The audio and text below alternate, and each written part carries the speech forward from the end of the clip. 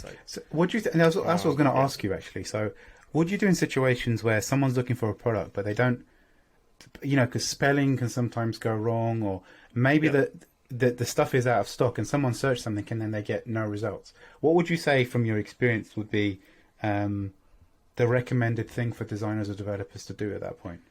Yeah, my favorite one was that if someone had usually now if you have a typo, it'll autocorrect and kind of, it's smart enough, the search engine is smart enough to figure it out. Yeah.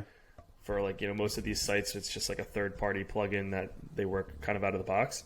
But one of my favorite ways to execute this is actually if there's null results, you actually provide the most popular items on the site. So it's like, if you're a clothing company and somebody types in hats, but all your hats are sold out, you give them the top-selling shirts.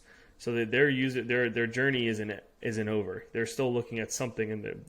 If you want to almost guarantee someone's going to leave or go back, it's, 0 results found or something. Provide them with nothing, basically.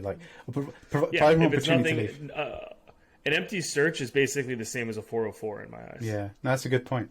So it's almost like the Wikipedia thing. It's like try and keep someone clicking not indefinitely, but at least try to allow them to land on something that will commit to whatever they were actually doing.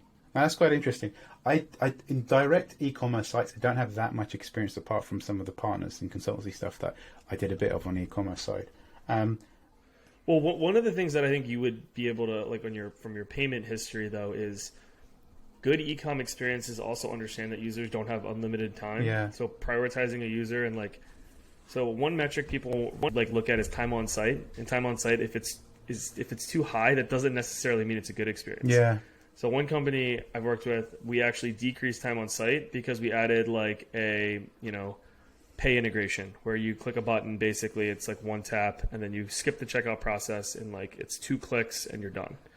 So that immediately expedited the most painful part of the process. So there's little things like that you can nudge the customer in the right direction.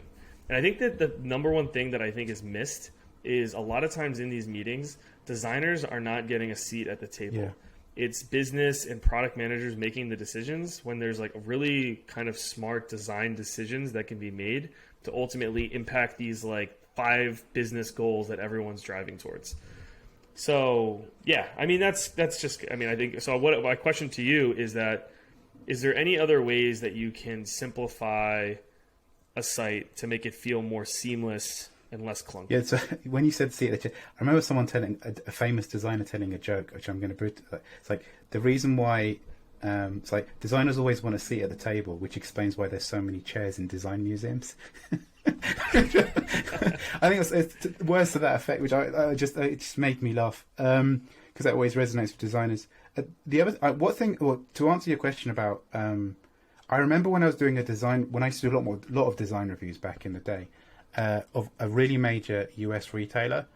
And one thing I didn't consider is they didn't actually ship outside of the US, but it was 40 steps to actually buy something.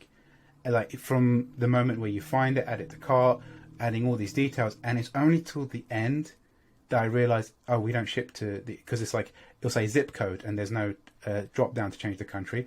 And you think to yourself, what a waste of time. There's so much clever things that you can do from an engineering perspective, and a lot of these things are engineering things. So IP detection to say, all right, this person, we can't ship to this person. Say, are you sure we only ship to the US or whatever?